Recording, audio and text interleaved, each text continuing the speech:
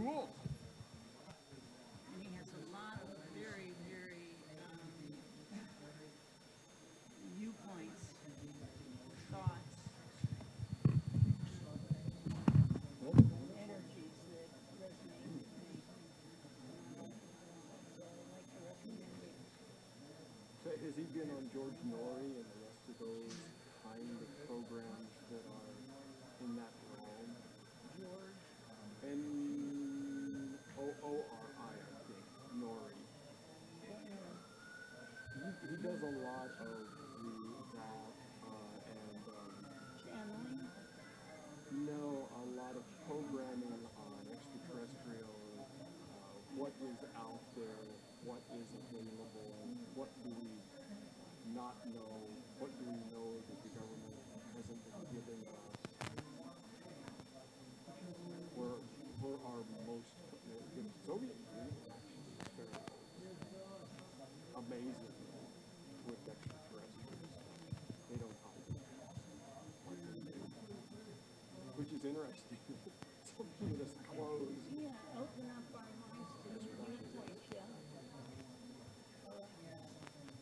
I have no idea why they do it.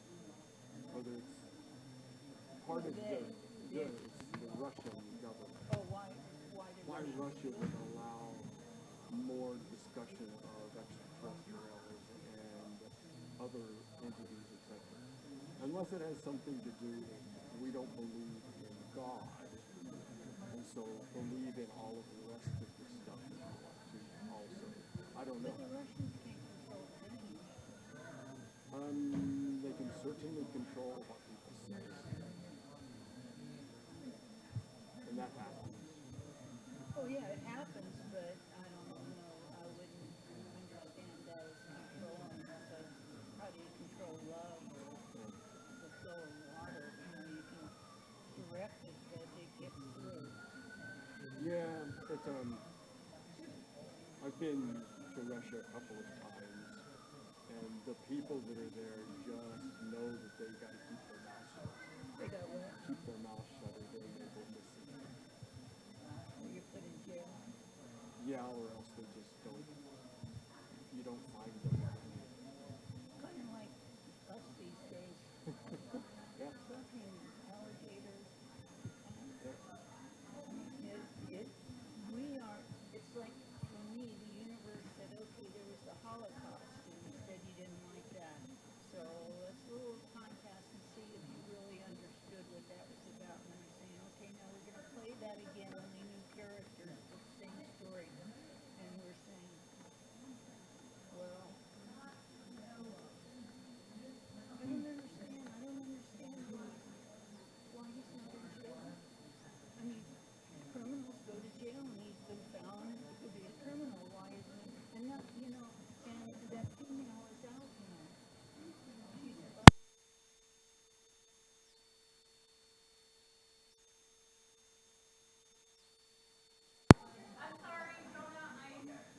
We're still going to use these, yeah? We're going to use these. Oh yeah, I know. I just saw it on. I was like, what are these still doing on? This one is automatic pilot. Exactly. How No, it slows exactly. down. And you're okay with doing your part. Perfect. Yep, I got it. It's all right here. You are wonderful. Oh, let's see. Oh, I see your baby. Interesting. So cute. So anyways, to me, it's just so far over the line. And what are we supposed to do? What am I supposed to do to influence this? Talk about it. It's not a popular subject because it can divide too many people, but that's all I can offer. It's true. And when all these postings that are so negative about him, and I put like and all that to those, but my bottom line is hurt people. And that's what I think of when I look at him. Poor fucking soul. Yeah, I hear you. How lonely he must be. Got nothing to hang on to.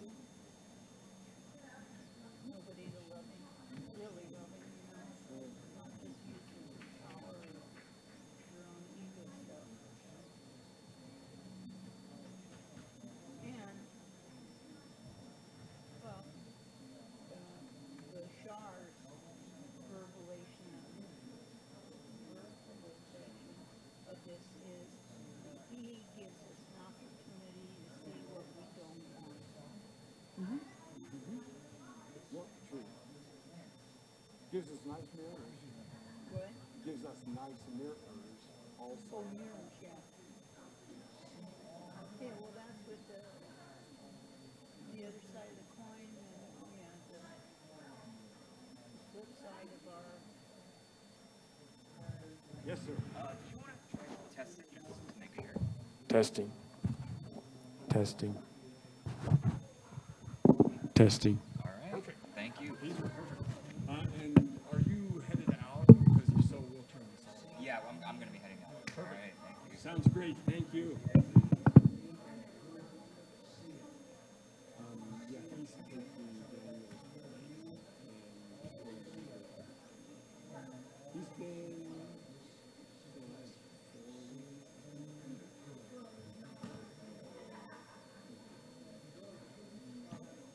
Daniel is so good. And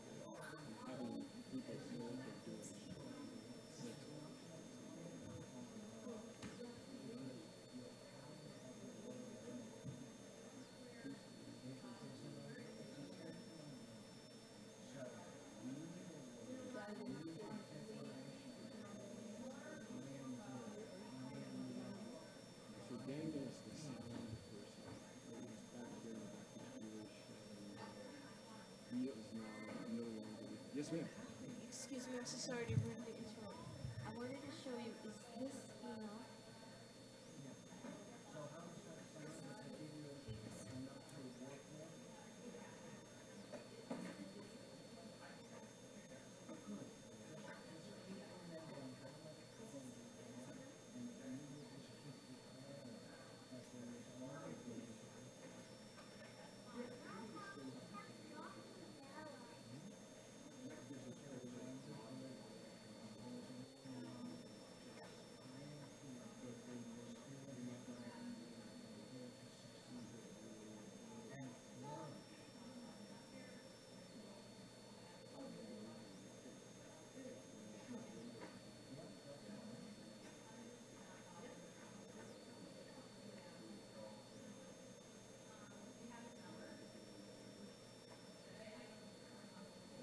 Okay, all right. Well, I'll send this to you if it's adequate. If not, Perfect. No, I think it's fine, and I can just tell him it's easy. It's a very square square. They did a nice job on making the corners. 47, 47, 18, 18. All those things. Perfect.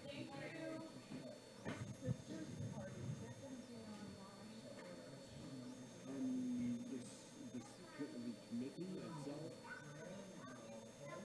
I don't really know how people, where I am with that is the board is to say, who wants to be on the search committee? We'll look at the people that are there, making sure that the search committee is well rounded and is representative. Don't have to be. But making sure that we have got chaplain people on it as well as congregate people as well as most of the time there's 6. That's what we've done in the past. And so then what happens is the board has already started the search path, okay? And it will then go to the search committee to go through, make sure that it's representative. But obviously it has to come back into the board because the board is the one that's supposed to submit it to the board. And then after that, it's really search committee. What are you going to do? How are you going to put this all together? Are you going to bring people in? Are you going to interview? How are you going to? The search committee is the one that picks their or the search committee itself, is there a lead person? whoever the search committee picks to be that lead. It's just like the rest of the committees, almost all of them are set up. The only thing that's not everything is true for the nominating committee, but the committee has picked their own chair. I think it's the best way to do it. The board has a person, as a liaison to most of the committees, to be able to bring it back to the board. But for the search committee, I don't think it's says any place that it needs to have a board member, I think it's probably wise to have somebody from the board or research committee that can come back no, I wouldn't. So I'm president, Margie Hyatt is vice, Jan is secretary, Juliet Carlson is associate secretary, Cindy Kinsley is treasurer, and Rose Blanket, Lisa Unana Ray. Unana Ray, Lisa Unana Ray is the assistant, and then David Grisham is the second.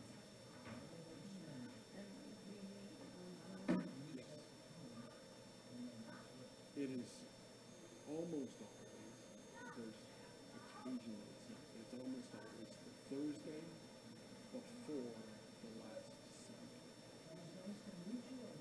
Yes, ma'am. So I heard the slide changed. Yes.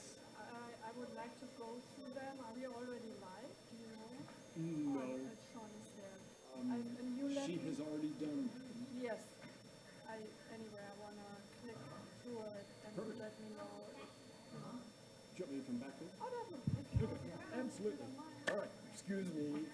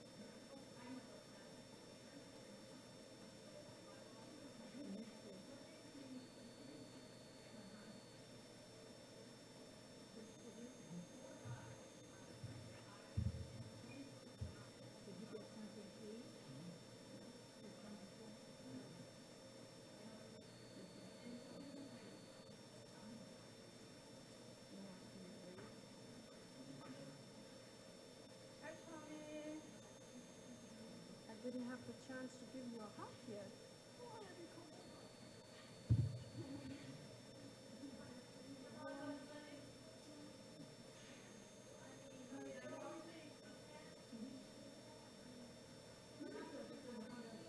I'm telling you.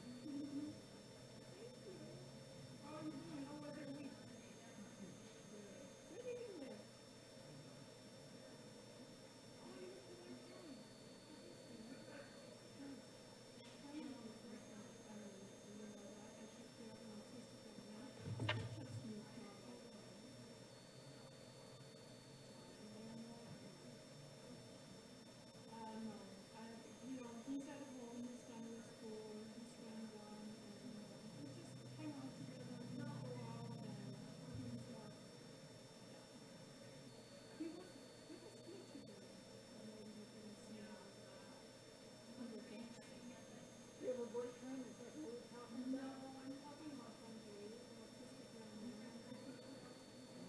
That big dog is, yeah. Oh, you're taking therapy?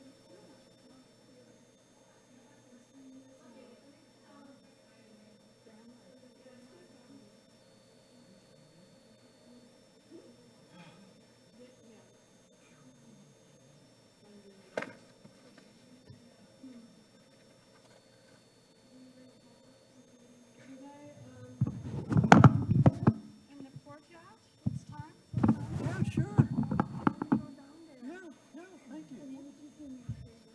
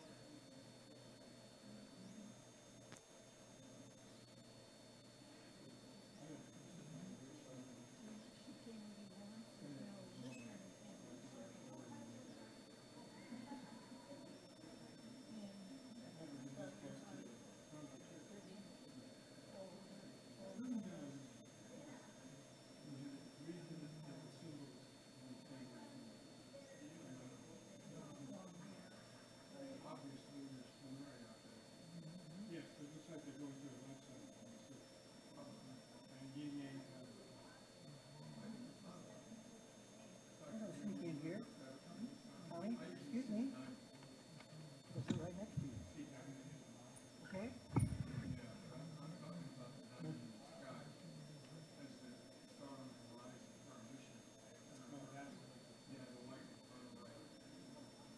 It's a warm day.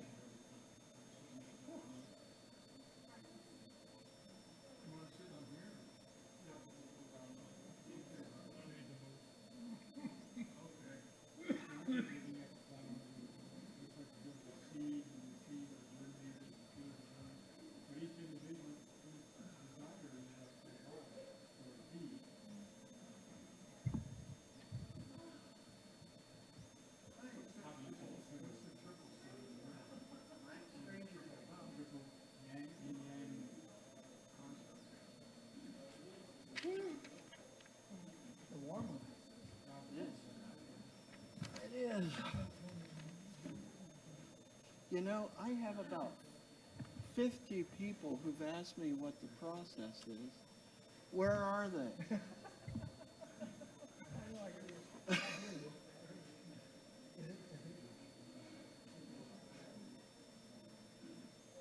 Is it streaming? Maybe they decided to hold it. Cooler.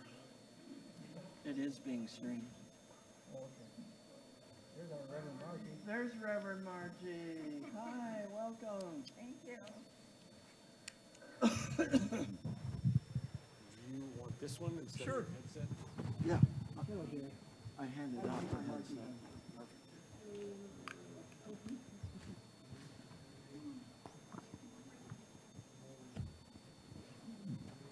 Well, it is noon, so we will start with Town Hall. Thank you guys so much for being here and your interest in the belay. Amen. Hallelujah. Thank you, thank you, thank you. It is so wonderful to have a beloved community that can communicate, can have a good time, and be able to spend some time together. Reverend Tim, would you pray us in, please? All right, I invite us to take a deep breath. God, we give thanks for this time together. We give thanks for those online, those here in person, knowing that what we are unfolding here, you are in charge. We give thanks, blessing this meeting and each one who participates. And so it is. Amen.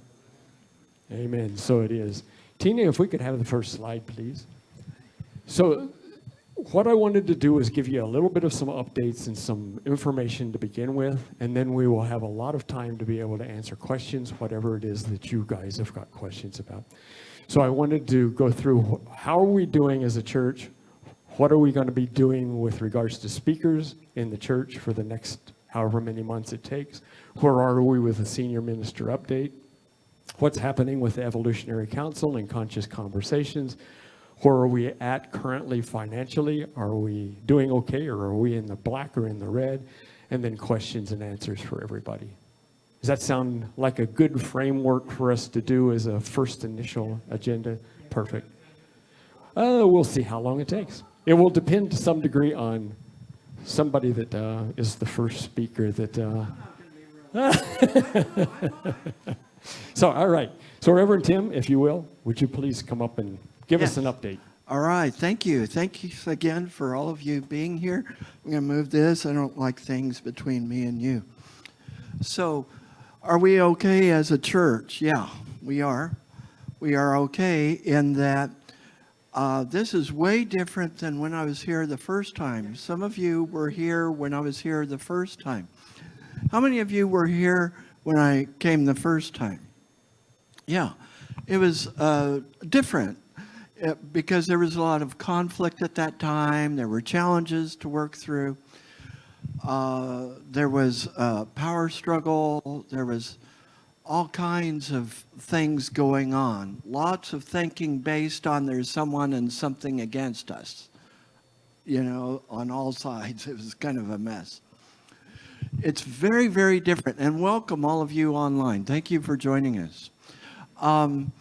It's different this time in that there's not that kind of flavor of conflict because so many of us in leadership have taken the quantum living process. So many of us have worked on our stuff, on our shadow stuff. Who here has taken the quantum living process? Good. The rest of you, I encourage you to do it, and those of us who've taken it can always take it again. It's real helpful so that we're not projecting our shadow stuff, our stuff on the other people. So we have good communication here. We've worked a lot in this community on nonviolent, compassionate communication. We have a board that really works in unity. What a concept. Really works together and listens to one another. This is a very, very, very healthy community. Very healthy place. Not a lot of churches are like that. A lot of churches, there's certain groups that are in charge and it's hard to, anyway. So we are in a really good place as a church. And, you know, if I was a unity minister looking for a unity church, and I was interested in a place that was really, really healthy, and I was interested in a place that had a clear mission, that is, statement of purpose, had a clear sense of direction, and a very cohesive, loving group of people, I would absolutely want to come here. Now, of course, there's challenges financially, and maybe Thomas can get into that, I don't know, with someone moving from the mainland coming here, if that's what happens. Who knows what will happen, but So this church is in a very good place in terms of the work that you have done. So I think that's all I have to say. See, I can do it real short. Thank you, Reverend Tim. We do have hope. No, it is all good. It is all good. Reverend Johanna, you want to tell us a little about what we can expect for speakers in the next? All right, aloha everyone. So with Reverend Tim transitioning to Kansas, we have found ourselves in just a little bit of bringing some people here, speakers here, guest speakers here, who really have that energy to move with us for our Sunday service and what we are envisioning for this community. And so right now, for the month of September, we have Reverend Ryan Souza speaking twice, myself speaking, and Reverend Levitt Thomas. Now, yes, Reverend Levitt has committed to at least once, one Sunday. So moving into October, into our anniversary month, I do have some potential speakers that are on the mainland that are New Thought and that bring the energy that may be vacationing here in Hawaii. And so I'm in conversations with them to see what the possibilities are. And because we are all about integral ministry, if you have anyone that you've seen out there that really embodies the unity message, has the energy, the Sunday morning energy that you believe would be a great asset to Sunday service, please have them email me at johanna@unityhawaii.org. I would love to connect with them and to just really showcase their work and really their energy in this community as well. So we have exciting speakers. We have just really wonderful services, music moving forward. Just know that, yes, we're going to miss Reverend Tim. We're going to miss Ogalucia. And we do have a plan. It's an exciting plan with multiple speakers, and you will absolutely enjoy it. So don't miss it. That's all I have. Perfect. I did hear, yes.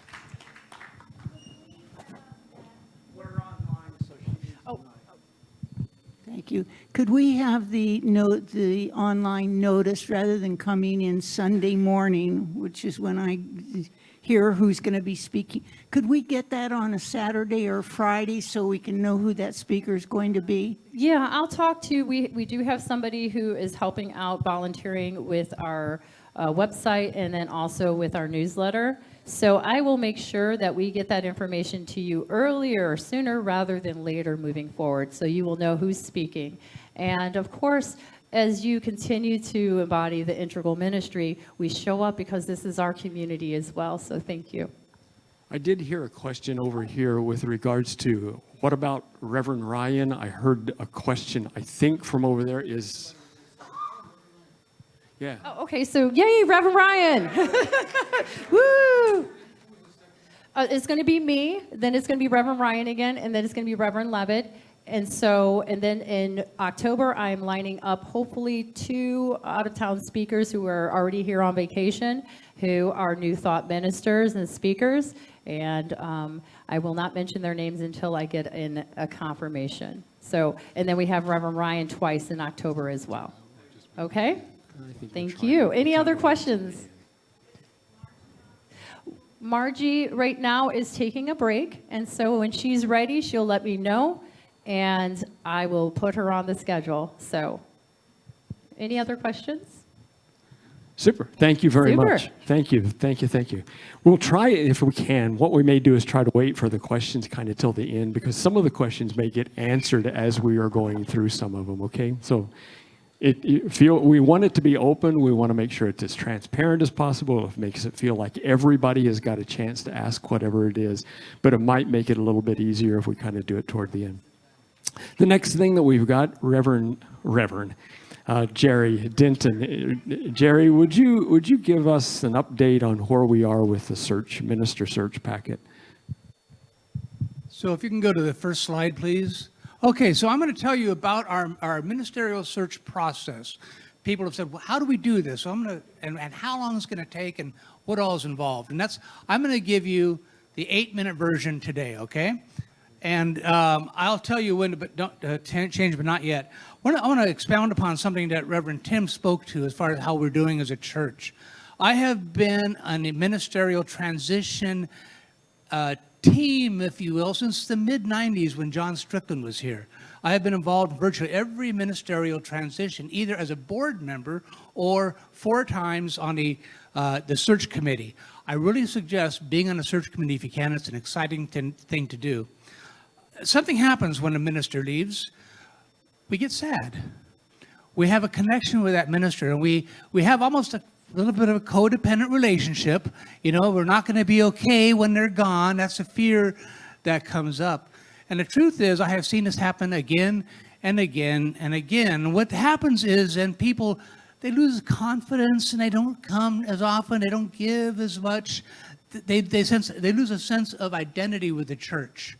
So we have 2 programs that are in place at a level that have never been in place before. Okay?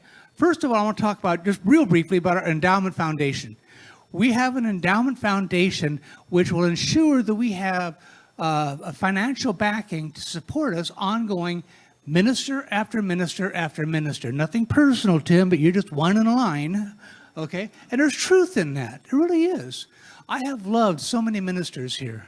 I love Reverend Tim. We also have, we're in the midst of incorporating the integral ministry program. And what that does is that brings to us the ability to not be as minister-centric as mission-centric. And this actually takes some of the burden off the minister to make it easier for them to do their job. But what happens for us as a community is we learn to work together in ownership of the church. It also provides, part of the Integral Ministry Program provides a consistent revenue stream because part of it is about consistently giving, which is something that isn't always true in the past. Okay, that's my plug for we're doing pretty good moving into this. In my 30 years in this process, I have never, ever, not just the last time around, I have never seen us this healthy in this process. Never. So we are really in good shape. So I got a question. If we started the process today, September 1, when do you think, according to our plan, we would have a minister walking through the door? Who wants to guess? Christmas. Which year? March. That's closer. Go to the next slide, please. June 16th, 2026 is when we, if everything goes according to plan, no hiccups, no changes in schedule, we would have a minister walk through the door here June 2026. So why so long? Well, that's part of what I'm going to tell you about this morning. This is a Gantt chart. This is a project management tool that allows us to figure out what has to happen before something else happens, which resources we needed, where we're going to have costs come in. This is something that we developed for how to bring a minister in, okay? That's 47 individual identified steps in the process.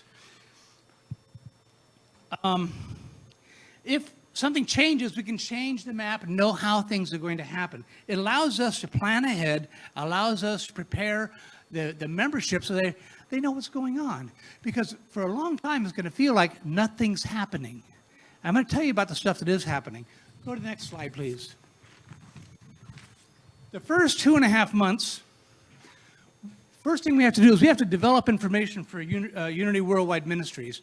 We have to tell them about our church, how much we're going to pay the minister, what the requirements are for the job, what our bylaws say, our financials, the school environment, and last time we even did a video, okay? All of this information provided to Unity Worldwide Ministries so that they can then advertise for the job.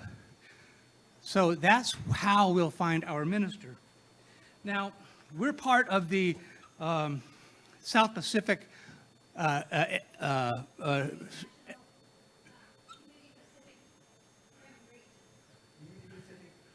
yeah, and so it's kind of a little bit different for the mainland ministers looking for a ministry. But getting back to this, Once we send that into them, they advertise it, and then we start receiving resumes.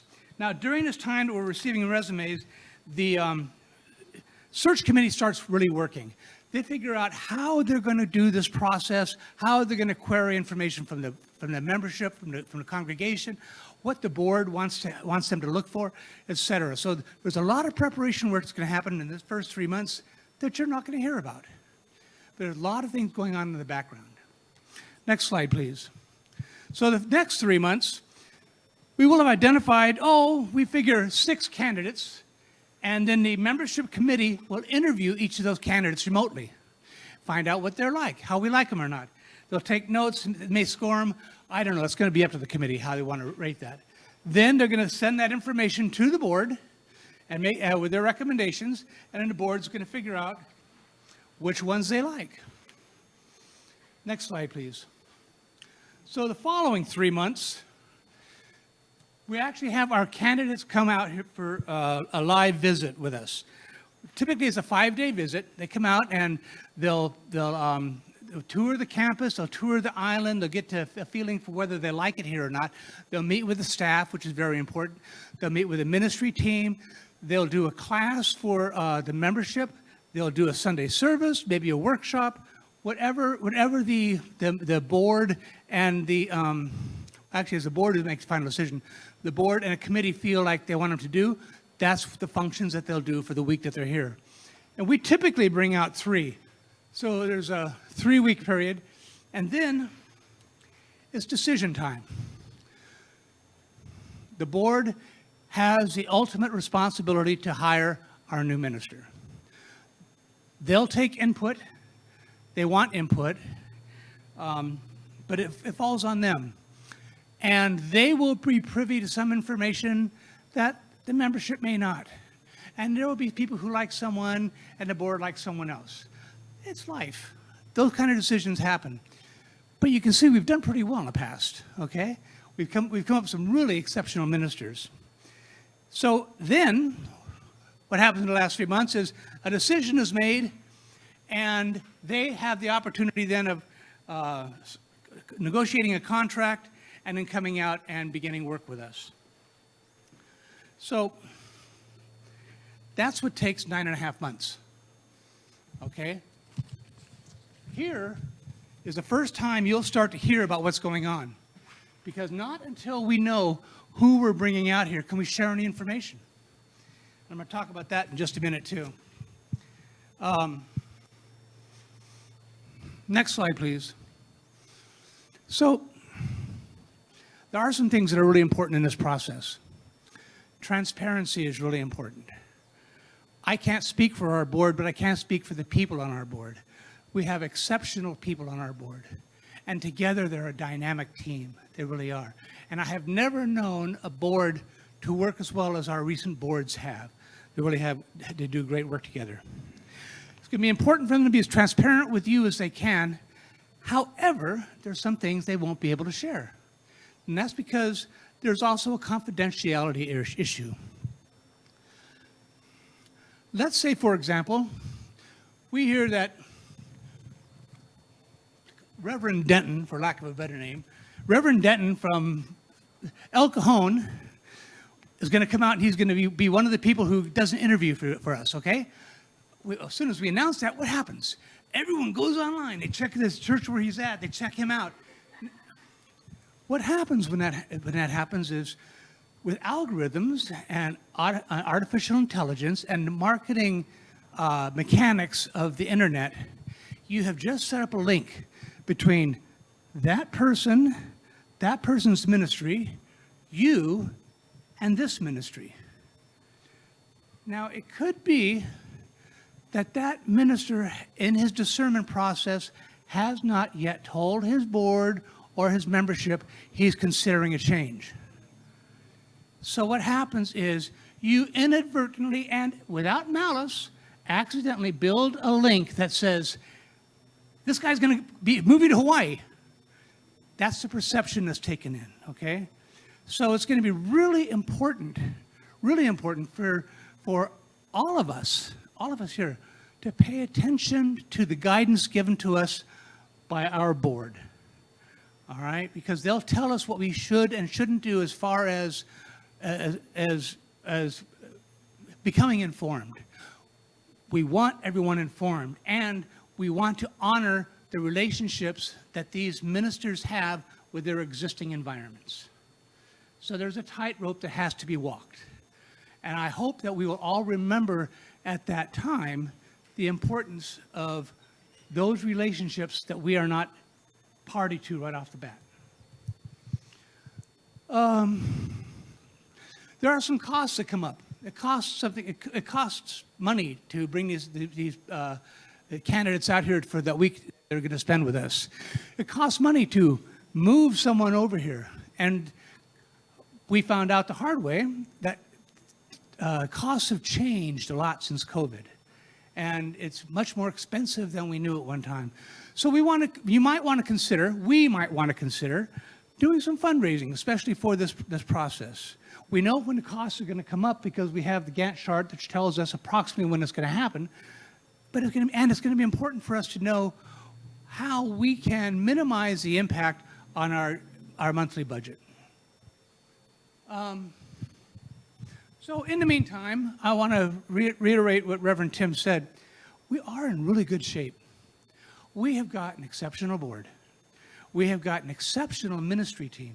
We've got great chaplains. We have got a membership that is coming together in ways that they haven't in the past. And at the bottom, my last comment I want to make is we have an opportunity as a beloved community to band together and figure out, what do we want? How can we let that be known? How can we reinforce our environment so that it's even more attractive to someone who's coming out to visit with us? So those are our opportunities, and I believe our responsibilities. And I'm Powell.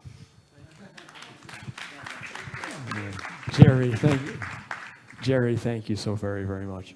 There are a couple of other maybe complicating factors that we are going to need to think about.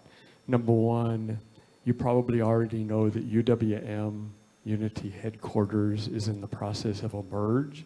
And so they are working at who's going to do what, how are we going to be able to get everything done. So it is possible that we get caught in a bit of that merger piece. And so hang with us if we find that we're having a little bit harder time getting UWM, or what now is UWM, to be able to get stuff to us. Just know that that is a possibility. A second thing is that we have spent a fair amount of time. Tim, did you have something that? Tony was asking a question, but I said she can ask Okay. at the Yeah, end. at the end we can get to. Where was I? We have had a little bit of some time to talk with Dr. Gary, and with regards to Joanne Burns, who is the person at UWM that is going to be helping us, as well as Carol Hull. Anyway, she's there to help us with the packet too. Realize that UWM does not have a huge number of ministers that are looking for jobs. There are quite a number of Unity congregations that don't have ministers at the present time. So realize that we are going to be looking and trying to pull in people, and we don't have a huge pot of people. Best thing that goes for us is what Jerry and Reverend Tim have already said. This is a healthy, working together, beloved community that should be enticing to a lot of people. But I do want to let you know there is that other piece that we need to be cognizant of, okay? Having said that, if we can go to the next slide, Reverend Margie, will you give us some update on where we are with the Evolutionary Council and what's happening with Conscious Conversations? Absolutely. Good afternoon, everyone. You've all heard us, Tim, Thomas, Cindy, myself, all of us talk about the Evolutionary Council, which is a project that the Board of Trustees has implemented to gather information from you and then to gather internal information about our organization. The first phase is the conscious conversations. You see my clipboard in my hand here. I'm looking to sign up today, all of you who would be willing to be interviewed to see what your experience has been here at this church. We want to know the story of how you found this place. We want to hear you share how you've been positively impacted. What's the transformation experience you've had here in this community? And how do you perceive we're doing with our mission to also transform lives and also inspire outward action? How are we doing with both of those components? And are there things that you see that could improve your own experience? Are there things that would meet your needs and desires in this community that you'd like to offer the suggestion? And then we correlate all that information into, can't say a data field, because it's mostly our stories, our collection, but the stories we have power for the direction we go in this community. So we'll collate that information and create a report that you all will get to understand what thoughts and feelings are moving, what's alive in our community, because you'll hear the results as well. And it also then feeds into strategic planning in our community for the Board of Trustees and the Strategic Planning Committee to look at this response from all of us to see what direction are you calling us? Are we collectively calling ourselves as a community for the future? The second phase is a project called Mapping What Is, and that's assessing everything operationally about this community, how we function, and are we losing energy by some of our practices in the business side of this community, and how can we improve? That's the second piece of the Evolutionary Council. Today, I'm looking to sign you up either to be someone who is willing to conduct the interviews of all of our congregants, or someone who is, I'm ready to have a conversation about what my experience is here in this community. Thank you very much. I'm going to be tracking you down with my clipboard. Reverend Margie, thank you so very much. It is interesting, the congregations that have gone through the Evolutionary Council, one of the comments that gets made by the congregation is that the conscious conversations made as much difference in the beloved community as did anything else that happened. Let me say that again. Congregations that have gone through conscious conversations, as they are trying to talk things through, being able to become clear in their own minds, and being able to share heartfelt responses, thoughts, etc., did more to build the beloved community because people, A, feel heard, feel like their thoughts matter, and feel like they are able to communicate with other people in the congregation such that they are able to make a positive difference in our world, to be able to transform lives. So that's one of the biggest parts that's important there, okay? So it is important that everybody sign up. One of the comments that Dr. Gary made was when they first started, it was kind of slow. Nobody really wanted to write their name down to be interviewed, etc. And it's not truly an interview. It is truly a talk story. Let's let you tell us what this congregation means to you. Let us hear from you what we can do to improve. Let us hear from you so that we can make a better community. And once it got started, people were signing up even after he was saying, you know, we're going to have to stop. We've gone so long. People were, I want, please let me get involved. So try to sign up early is my plea to you so that we don't have to get caught in some of that. Okay? Next slide. Let me give you a very, very quick financial update. As you probably have noticed from time to time with board updates and financial updates, you'll hear the story, story's not the right word, you have heard the comment that we're $7,000 in the brackets, we're $5,000 in the brackets, we're yada, yada, yada. A lot of things have been done over the course of this last 2, 3, 4, 5, 6 months to be able to try to clean up some of that.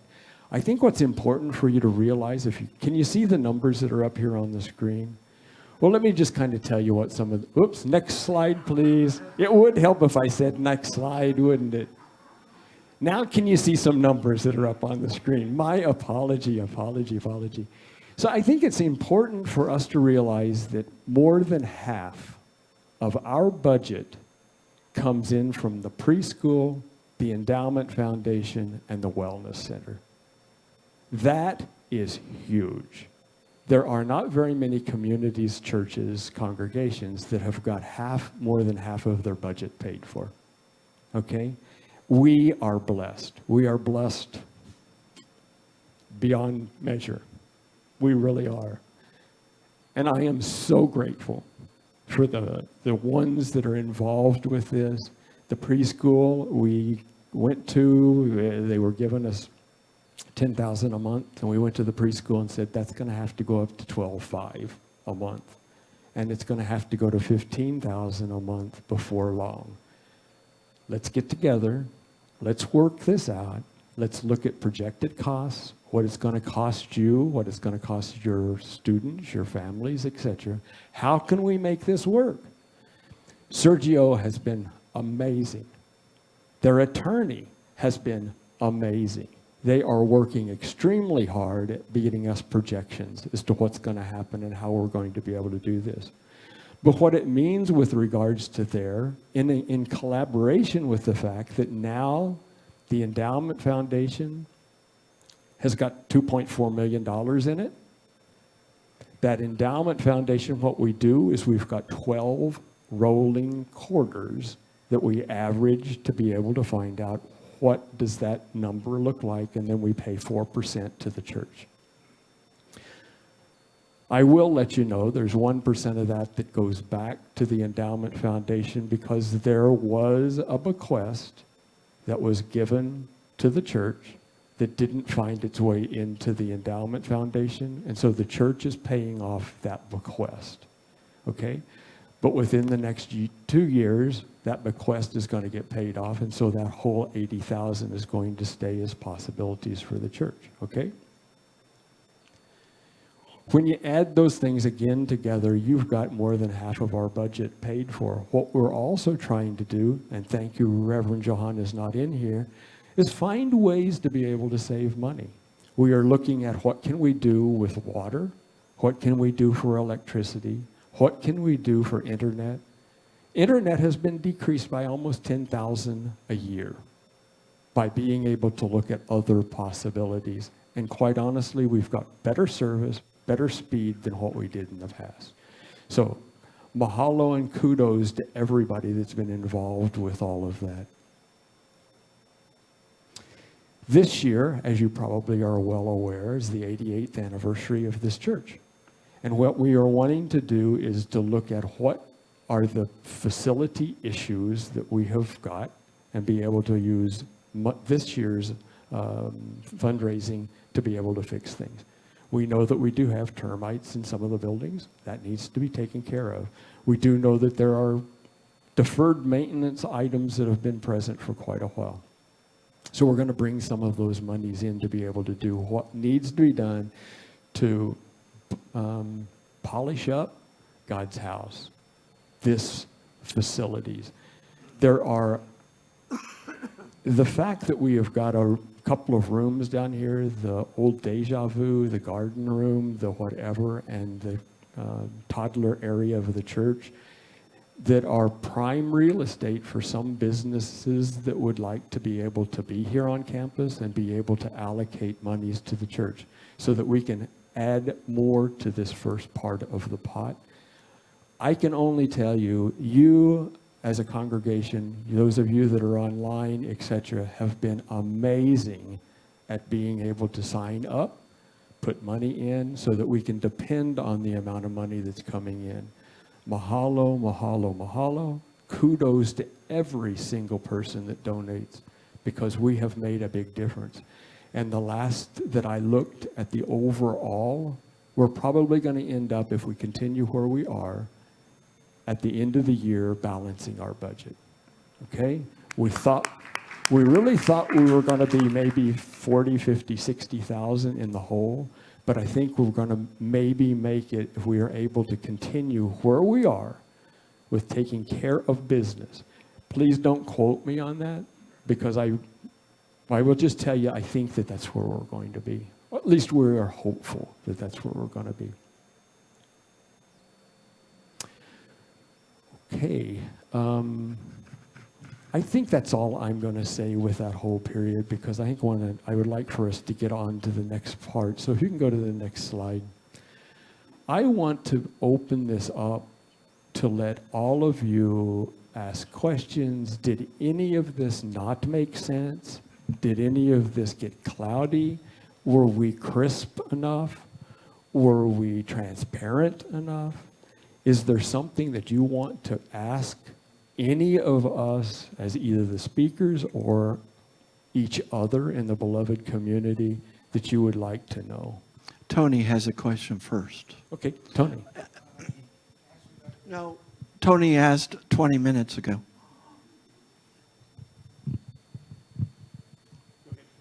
You spoke of a merger. Who are you merging with? May I speak to that? She said that Thomas referred to a merger, that Unity Worldwide Ministries is going through a merger. And so I said, may I speak to that? So, Unity World Headquarters is the organization that has Silent Unity, has the Daily Word magazine, and Unity, and yes, thank you, and has Unity Village. So Unity World Headquarters. Unity Worldwide Ministries is the other aspect of Unity. And so these are separate entities that work together for the Unity movement. Unity Worldwide Ministries works with the 660 to 700 different ministries around the world, including alternative ministries and churches. It's being called a merger. Technically, it's an acquisition that's being explored, where Unity World Headquarters would be acquiring Unity Worldwide Ministries. And so if that in fact occurs, Unity Worldwide Ministries would be a department perhaps within Unity World Headquarters. Well, we don't know how it will affect us. So I can't say it doesn't affect us. There will be a vote on that on November 6th. Will be the business meeting online. This church is entitled to delegates because we got the report in. Thank you, Thomas. And so we can vote on that issue. And this particular ministry has benefited a number of times from the help of Unity Worldwide Ministries. So what Unity Worldwide Ministries does affects us. Now, there's discussions, there's online discussions, there's fireside chats. If this is news for you, you can find out about this online. There's all kinds of information. But, you know, there should still be a Unity Worldwide Ministry function within this whole thing, because we're talking 660 to 700 ministries. So we can't just pretend that doesn't happen. There's also an international department within UWM. It's important that we know this stuff because we're part of this movement. And what happens in the movement does affect us. We're part of a movement. We're not an independent church. Okay? So I just wanted to raise those points. Thank you. Did that help? Yeah, and I don't know that it's going to make a whole lot of difference with regards to personnel, but as UWM and headquarters start looking at the merger piece, is it possible that they will decide that there is redundancy at any place and that they may decrease some of the staff piece? we honestly don't know at present where that all is going. I just want to be completely transparent up front and say if there is any issues that come out of personnel, it could delay things a little bit. But I am very hopeful, and we've been given assurances that people that are there are probably going to be able to continue supporting us with this whole process. Joanne Burns has said, yes, we will do everything that we can, and we will continue to work with you. Okay? Yes? Hi. Would you tell us a little bit more about the process for people who would like to join the search committee, how that works? Sure. The question was, and I think probably everybody heard it, what do we do with regards to the search committee? I think probably the most important thing is to either let Reverend Margie, me, maybe Jerry, if he's going to be on the search committee for the 19th time, know that you're interested. What we then need to do is look at ensuring that a wide variety of interests are present. I don't want to have a search committee that has 5 board members and nobody in the sanctuary. That's not fair. I don't want it to be where everybody is of any one particular, I'm going to use a word that I don't even know what it means. Ilk is what comes to mind, meaning that it is of a particular interest group. That's not what we want. We want to make sure that we are completely transparent, completely open, and we are taking into account everybody's interest. I do feel strongly that we need to have somebody from chaplaincy on the program. I do think we need to have somebody from congregation. I do think there needs to be at least one person that is present within the board. So there have been a number of people that have been on search committees for a number of years and number of times. That brings a wealth of knowledge. It also, we want to make sure that there's a new cadre of people that are also interested so that we're not keeping the same ideas present. Ralph and Eric. Drew. Drew Erickson. So- Eric Drewson. Quick question. This has to do with Integral Ministries. For many years now, you guys have been preaching from the pulpit about Integral Ministries and telling us how great it is. And I wanted to know, like, if there was ever going to be like an audit or evaluation of that to see if it's really worth continuing doing in our church. I guess as a congregant, a community member, I don't see the benefits that you guys are claiming. And so I want to know if internally you guys will ever audit that program to see if it's something worth having in our, as part of your guiding principles. So the answer to your question is yes, we're always interested in being open to all possibilities. Okay, number one. Number two, I think that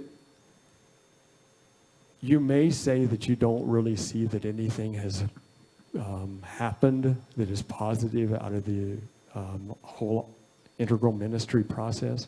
I think the fact that we are going through a transition right now and we are getting along extremely well is a huge testament to where we currently are, not only as a board, but as a congregation. You may feel that nothing is happening, and quite honestly, integral ministry practice is one that is more of a background, what is it that we're doing, than a foreground of this is what we are, how we're doing ministry. Integral ministry practice is not to tell the minister the spiritual direction of the church. That is not what integral ministry is. Integral ministry is how can we all work together to take ownership of our beloved community. And I am amazed with the ownership that people have with this community. Anybody else want to make any other comments from the board, et cetera? Was that close? All right. I already spoke to it in my evolutionary update Exactly. as to benefits that I see in terms of how it helps to build ownership in the community. So. Yes, exactly. Margie? I'm always happy to add something to the wisdom you both have shared. I think when one comes to an organization from a business perspective, it's maybe a challenge to recognize that there are less concrete yet still measurable or identifiable or recognizable benefits to what integral ministry practice brings to us. It's not only about some of the operational mechanisms in the church, most of which you most will never see, but it's mostly about creating a consciousness in this community, such as Thomas just described, and no doubt Tim spoke to this morning when I wasn't here. It's about recognizing a whole living system, hence the word integral, and incorporating recognition of that into all aspects of our community. And it's modeled on a spiritual principle, as above, so below. So what's reflected in the inner consciousness of each of us as individuals contributes to the consciousness of this church. So your consciousness is impacted by the experience you're having here, the transformation you're going through, the opportunities for your own spiritual growth, and that impacts the community. So we hope the conscious conversations will give us something tangible that we can all recognize. That's its intent, to help us see how our congregation is moving in a different direction, moving in a positive direction that may answer your question more directly, Drew. I think the other comment that I would make is that staff here at the church, recently there was a meeting that was held, where are we, what's going on? Staff was amazingly positive with regards to integral ministry practice. And Zamar in particular, I wasn't going to pick anybody out, but they were amazingly helpful at saying, we have a practice in process, and we're happy with where things are going. So when the staff is happy with a lot of this, it has a lot to say. So, yes.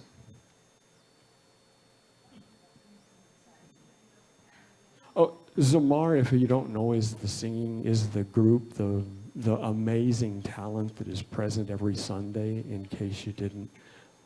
They are truly good. Are you ready for the next question? Mm-hmm, Okay. please. So this has to do with the minister search and dovetailing on the integral ministry subject. Do the candidates have to have certain kind of requirement, a certification, or come from a church that already has that in place? So anybody that wants to jump in here, I will start off with just saying the bylaws that we've got say that we need to have a minister that is associated with and has gone through Unity Worldwide Ministries and or that process, or they get a special dispensation from Unity Worldwide Ministries if they are not through Unity Worldwide thank you, the ordination through UWM, through Unity. So can people that are not ordained through UWM also be considered? The answer is yes. We just need a promise that they will go through the process. And you know that this happened before.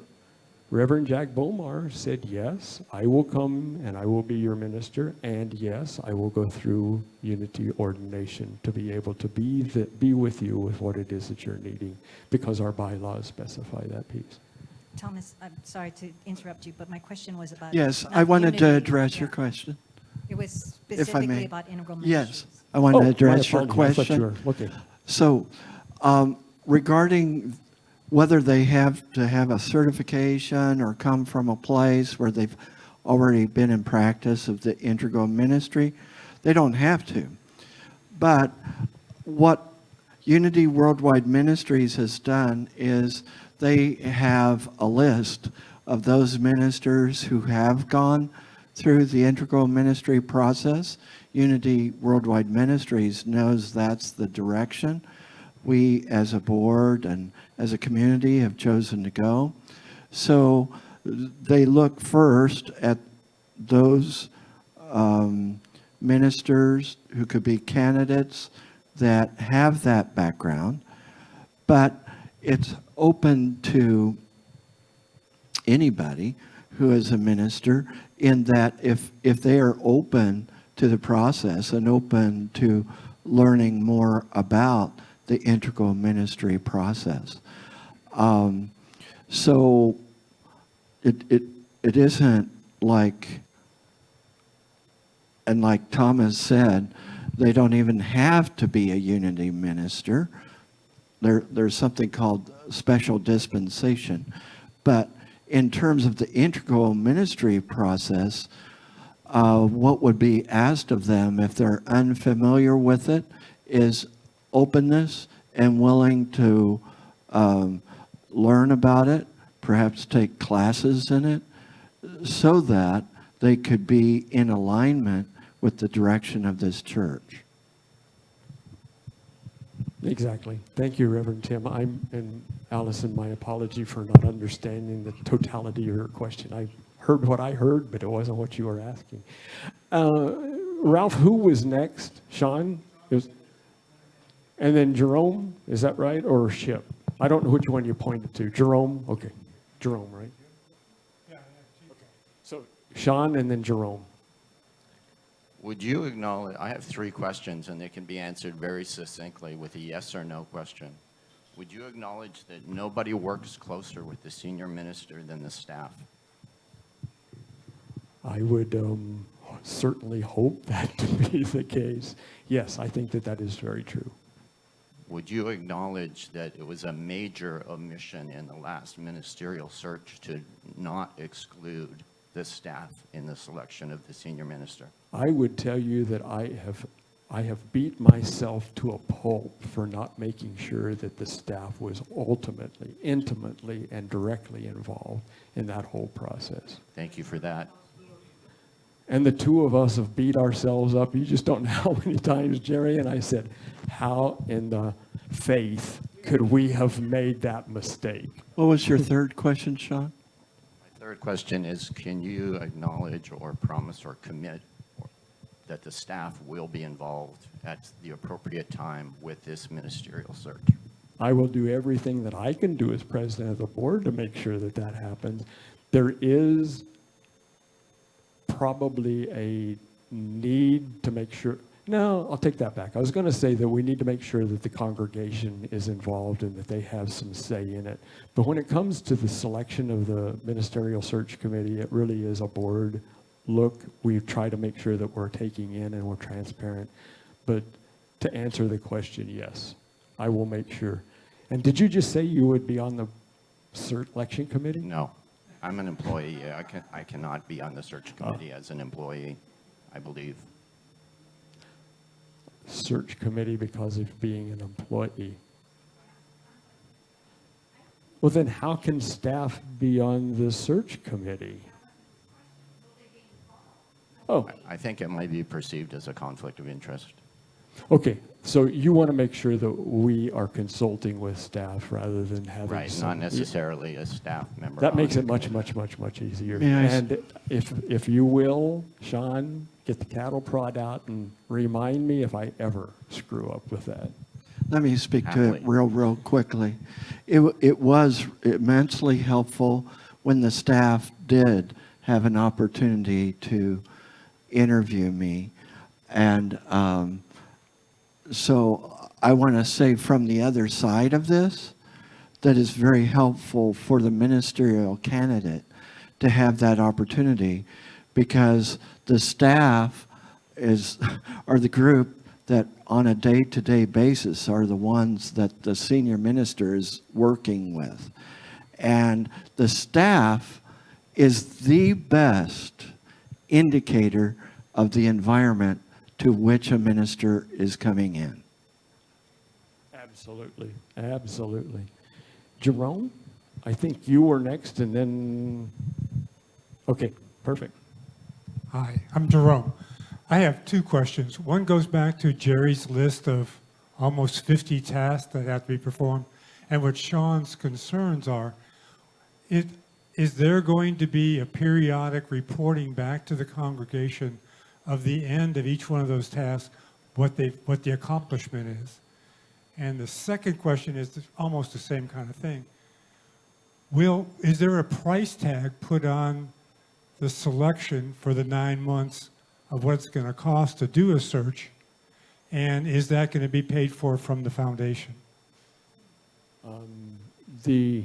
Let me answer your second question first, because I can handle that one probably a little easier.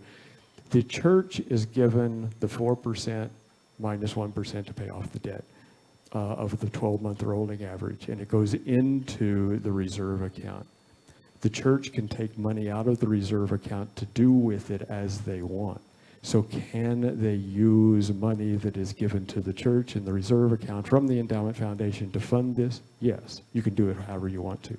Can the endowment foundation go out and spend money directly out of the endowment foundation for a search of a minister? No, it cannot. That is written in the bylaws. We can only give the dividend to the church. Okay, and the first question you said was, will Jerry give you updates? And A couple things I want to mention about that. When I talked about the challenge with transparency versus confidentiality, in the past, the way the committee's been made up is there's a board liaison who takes information from the board to the committee.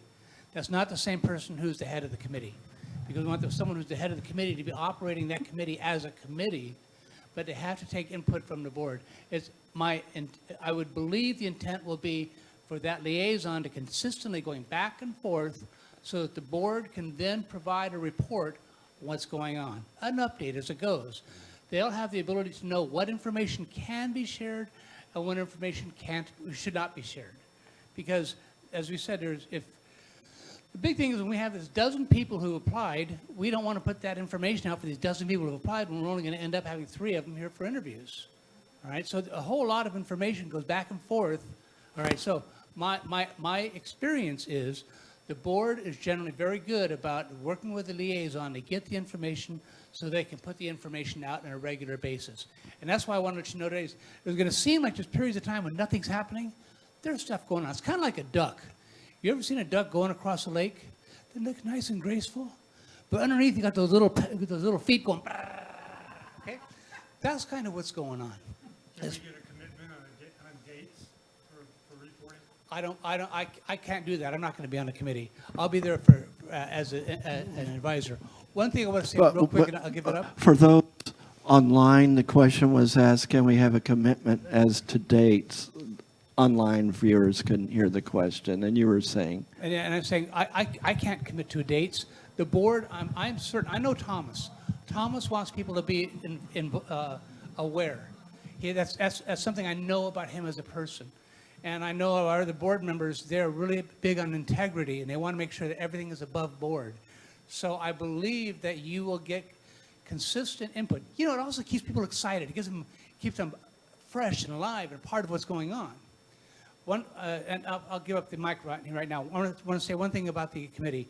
If you can join the committee, do so, all right? It's really a very bonding, it's an exciting thing. If you're brand new, you're perfect, because we want fresh ideas.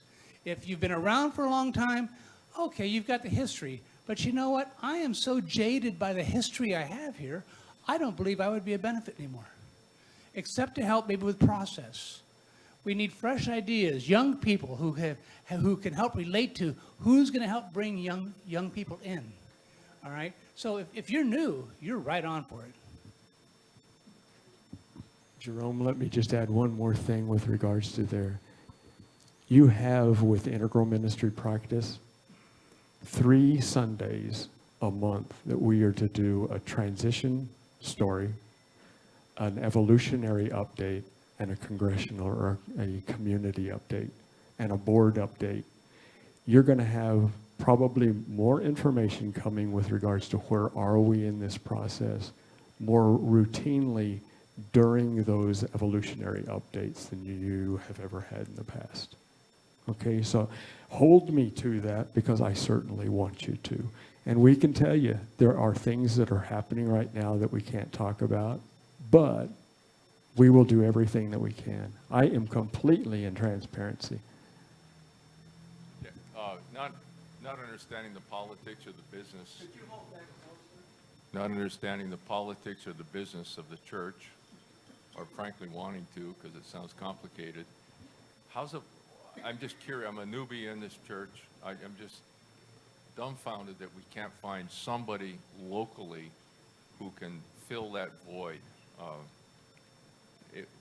I see a revolving door of people from the mainland come and go. It would seem if we could find somebody with roots here, family here, et cetera, that we might be, as a church, better served.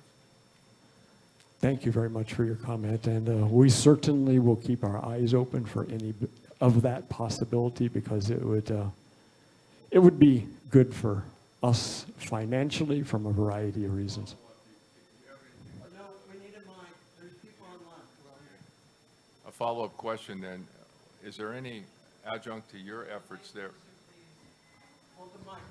Right, Okay. right to your chin. You got to do this when you sing too? Okay.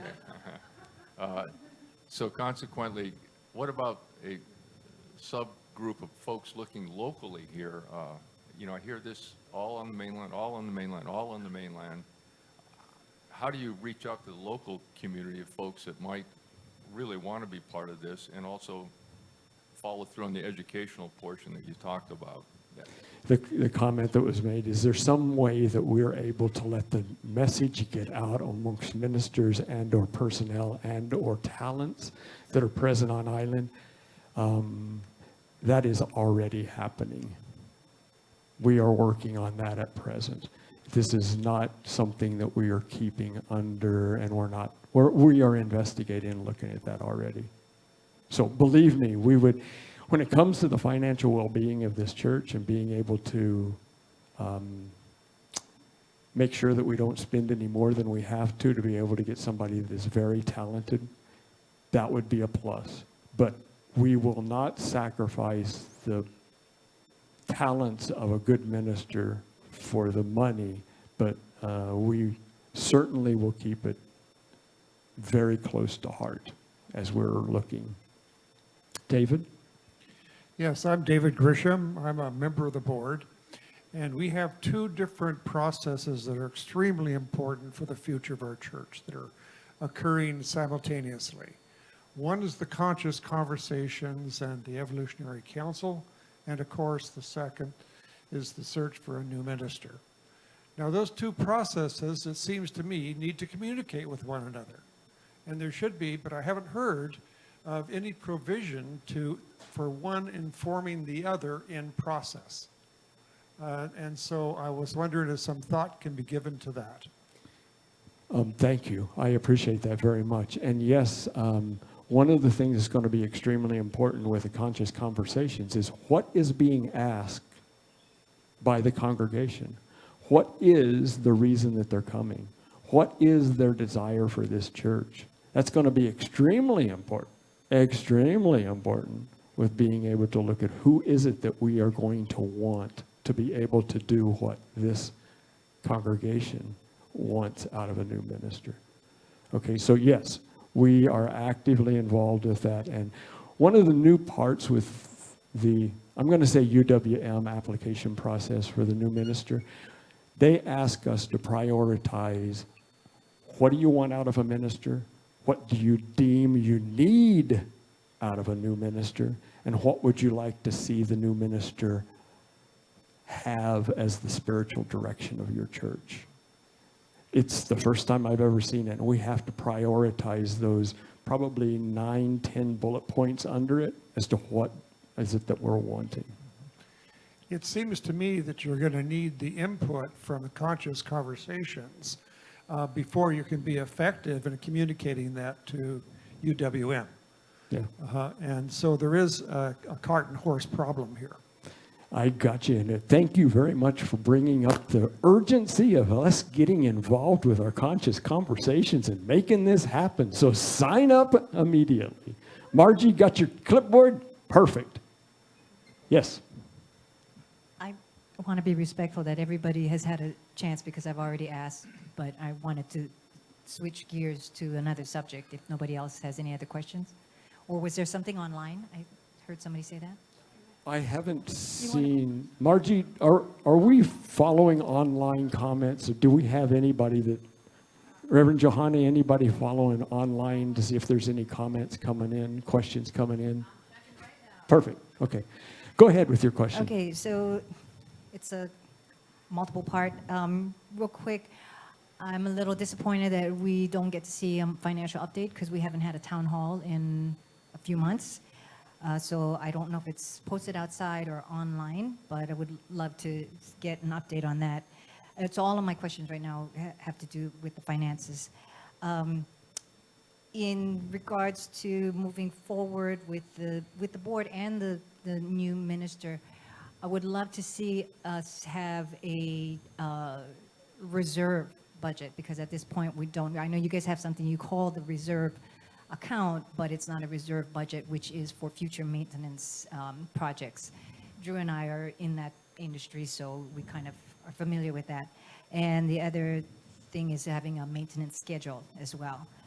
And then the last question is about the bequest, about the 1% going back to the Endowment Foundation. Was that like a legal requirement?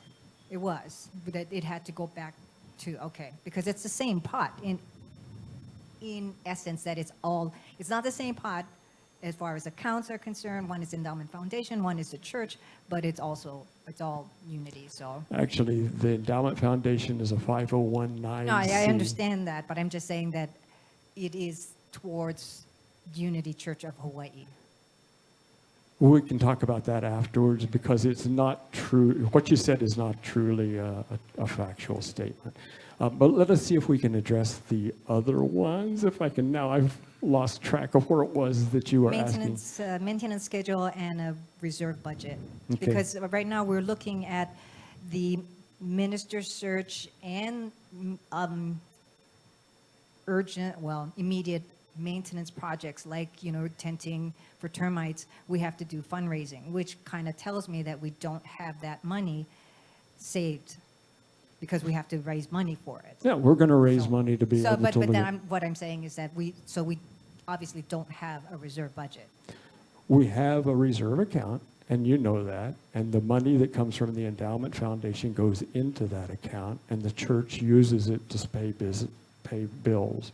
And so I don't honestly know what you're requesting. Do you want to have an account that we can't get to for the church? No, a reserve budget is a budget that's set aside strictly for future maintenance projects that is going to be a certainty along the way. Replacing, AC units or anything like that. I got you. There is a restricted account that people can put money into, and when it goes into that restricted account, it is dedicated to whatever it was that the person dedicated the money into the restricted account for. And we do not take money for maintenance out of a beautification project. We can't do that. I'm going to keep, we've asked a number, so let's make sure that we don't just spend too much time on one. Okay? Tony, I'm sorry, back here. Go ahead, please. Can you hear me? Yes. Okay, so I heard that it takes about 9 months or so to birth a new minister. Is there any estimate of, being on the search committee, how many hours a week? Is it a 1 hour, 10 hour? Does it change over time? What's that? Jerry, you're probably the best person. It varies. That's really the easiest way to say it. There are times when, when we're interviewing maybe 6 people on the mainland, where we'll do 2 hours a day, 2 hours a day, 2 hours a day, 2 hours a day, and then we won't do anything else except for maybe some phone calls for a while. So it varies. It's a long process, but it's not constant work. It's not. After a while, you kind of want to hang out together because you learn a lot about each other and you've experienced opportunities, and it brings to mind, how does this opportunity fit for us? It makes you think about the church a little bit differently, and the ministries and the programs that we have, because you see possibility as you have people who might fit into that. So it really gives a different viewpoint. Good answer. Ralph, you have a question for yourself? Yes. Okay. Are there any people who are currently ineligible to become the senior minister here, like a licensed Unity teacher or something? Is there any lot of people who cannot apply? Yeah. Been listening to the questions about the hiring process. So one, it's covered by our bylaws. You can read our bylaws on our website. There's a item that specifies we can hire an ordained Unity minister, or we can have an applicant that must meet certain requirements determined by Unity Worldwide Ministries. As we've been saying, that's called special dispensation. Jack Bomar fell into that category. He was a New Thought minister, but he was not specifically ordained by Unity, so he had to go through some additional training. They make him jump through hoops. Jack could teach the seminary program, but nonetheless, requirements. A licensed teacher is not eligible under our bylaws, so sorry, no. A minister not in New Thought just simply isn't going to be aligned with us. The gentleman who had asked about resources here on the island, Unity is a specific denomination with a specific set of principles and teachings that are not necessarily embraced by mainstream Christianity, in that there's just some difference in the principles and how they understand them and how we teach them, and that isn't likely to be the best fit for our community. So you just go down the list of what is desirable for us, starting with bylaws, has to be ordained, or a special dispensation, and UWM has the requirements that can fit that individual. A licensed teacher is probably not eligible because they're so far from the difference in education for ordination versus licensed teacher status. And then back to the integral ministry question. Desirable, but we haven't had conversations that anybody's demanding that. We recognize that would make such a narrow pool that that's not where we're starting. It's desirable for us. But an open mind on that subject is the desirable requirement so far that we've had conversation about. Did I get it, Ralph? You did. Thank you. I want to make sure that we don't go too much longer. So how about we have maybe 1-2 more questions and then we'll call it quits. Just a quick question. I'm making an assumption that the new minister that you're searching for will be speaking 4 times a month, or will you have a senior minister with assistant ministers who can take some of the workload and, say, speak once or twice a month and help support that minister?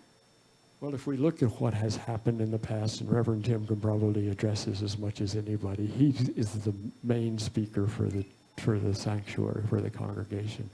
But as you know, Reverend Johanna jumps in once in a while, Reverend Margie jumps in once in a while. He's got to take some vacation times. He took a sabbatical, yada, yada. But that's a great question, Maureen. Thank you. A lot of Unity ministers, and some of this is up to the Unity minister, because per our bylaws, the senior minister is the one in charge of Sunday services.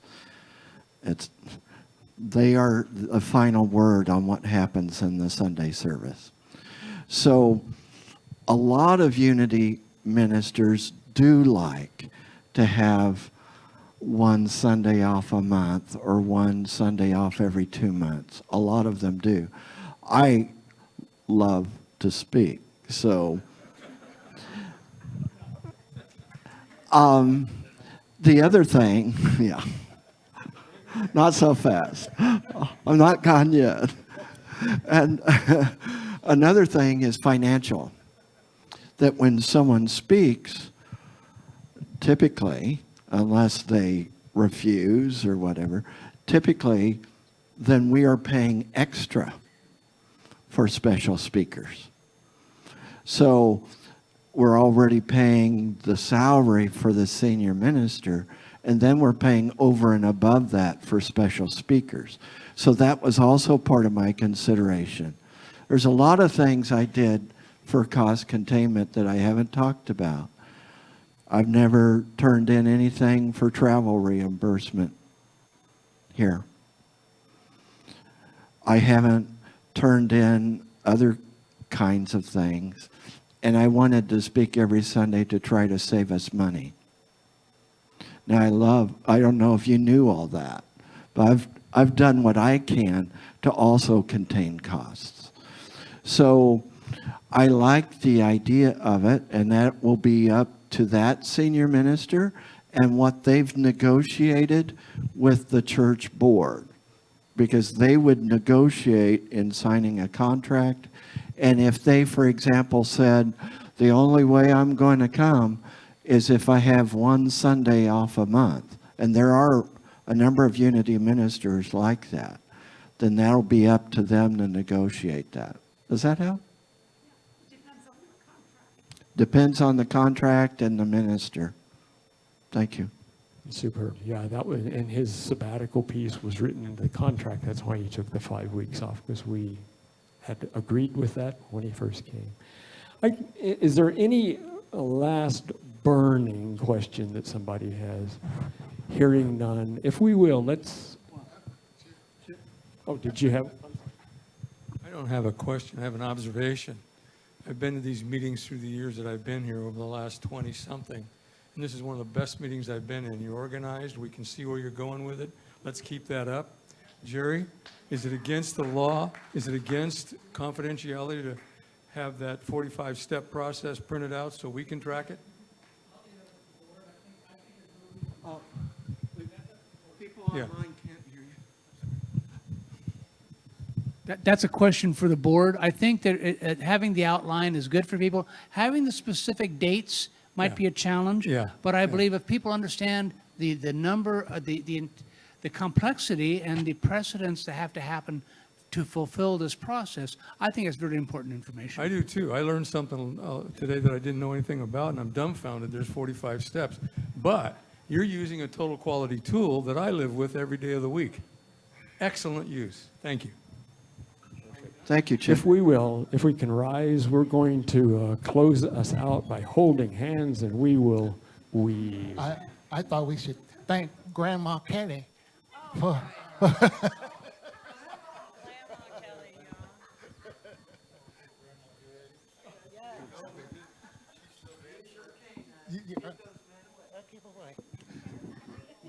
Mighty fine, Grandma.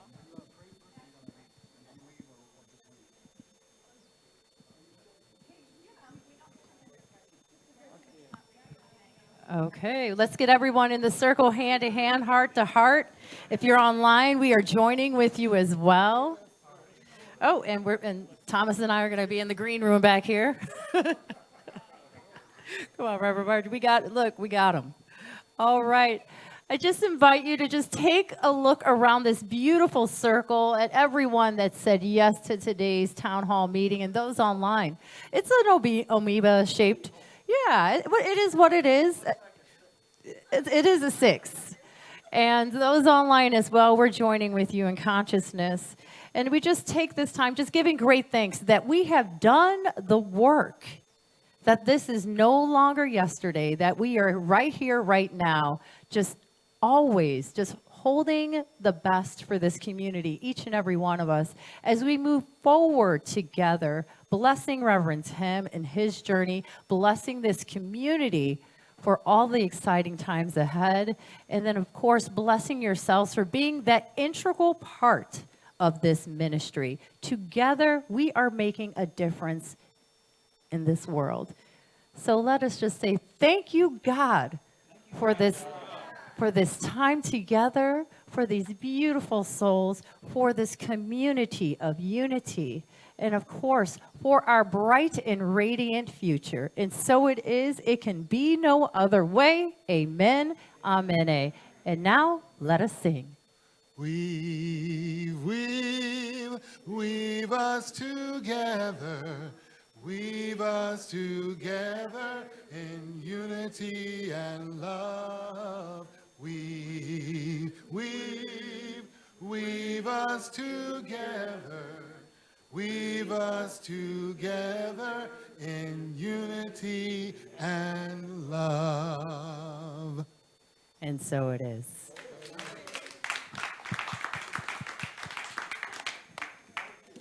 Thank you. All right, that's a wrap.